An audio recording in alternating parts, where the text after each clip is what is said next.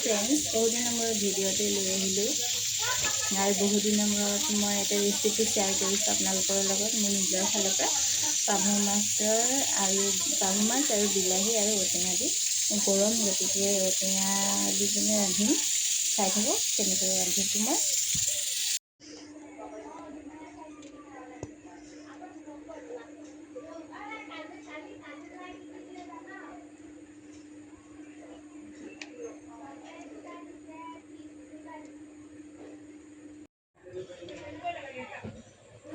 মাছখিনি গুচাই হৈ গ'ল, ভালকৈ ধুই মেলি ল'লোঁ নিমখ হালধি লগাই। ইয়াত তেল কেৰাহীখনত গৰম হ'বলৈ দিছোঁ। এইকেইটা মাছকেইটা ভালকৈ হালধি নিমখ লগাই লৈছোঁ। এইফালে আলু আৰু এইফালে ঔটেঙা, কুমলীয়া ঔটেঙা পটককৈ সিজে। এইকেইটা বেছি মাছ অনা নাছিলে, প্ৰায় 7জনীমান মাছ আছিলে, নিজেই বাচিলোঁ। আৰু এতিয়া এজনী এজনীকৈ ভালকৈ ফ্ৰাই কৰিম, অলপ ৰঙা হোৱাকৈ।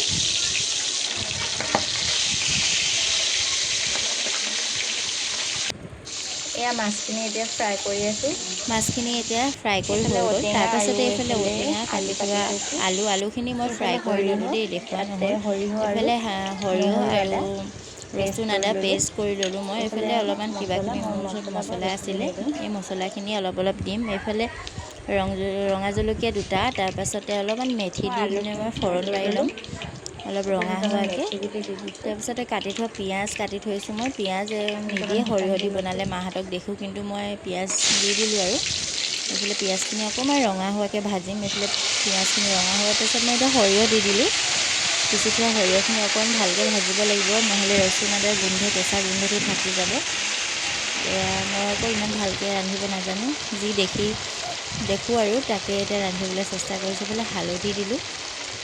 হালধি দিয়াৰ পিছত মোৰ ওচৰত এইবোৰ জিৰা মছলা আছিলে, তাৰপাছতে ৰেড চিলি, তাৰপাছতে এইবোৰ ধনিয়া কিবাকিবি মছলা অলপ আছিলে, তাকেই কাশ্মীৰী মিৰ্চ অলপ দি দিলোঁ কালাৰৰ কাৰণে, দেখিবলৈ ভাল লাগে।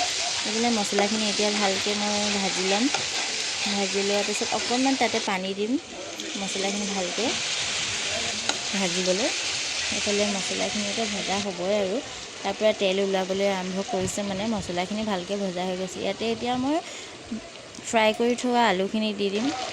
বেছি দিয়া নাছিলোঁ, আমি 2জনহে মানুহ। এইফালে নিমখ দি দিলোঁ। নিমখ নিদিলেতো একদমেই আৰু কি খাব, পাহৰিয়ে গৈছিলোঁ। নিমখটো লাষ্টতে দিলোঁ। তাৰপিছতে এতিয়া এইখিনি ভালকৈ ফ্ৰাই কৰি থৈছোঁ, ভালকৈ সিজিয়ে আছে। অলপমান তাতে মছলা সোমাবলৈ দিলোঁ।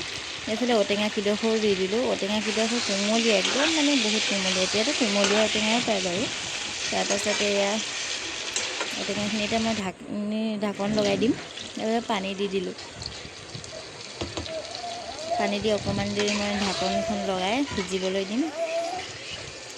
এইফালে আকৌ বেটিয়েও অকণমান আমনি কৰি আছে, সেইটো কাৰণে ভালকৈ আৰু বহুত দিনৰ মূৰত ভিডিঅ' কৰিছোঁ।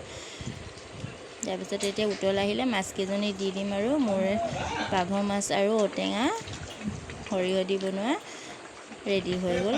আৰু আপোনালোকে ভিডিঅ'টো ক'ৰ পৰাই চাইছে, কেনেকুৱা পাইছে, কমেণ্ট কৰি জনাবচোন, ভাল লাগিব তেতিয়া। বাৰু মই বহুত দিন হ'ল ভিডিঅ' দিয়াই নাই।